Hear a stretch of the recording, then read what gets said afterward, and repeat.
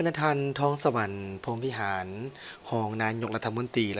กระทรวงการต่างประเทศแห่งสาธารณรัฐประชาธิปไตยประชาชนลาวพร้อมด้วยภรรยาและคณะ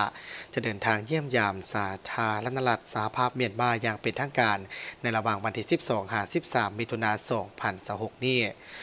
โดยตอบสนองตามการเสื้อเสริญของพญาทัน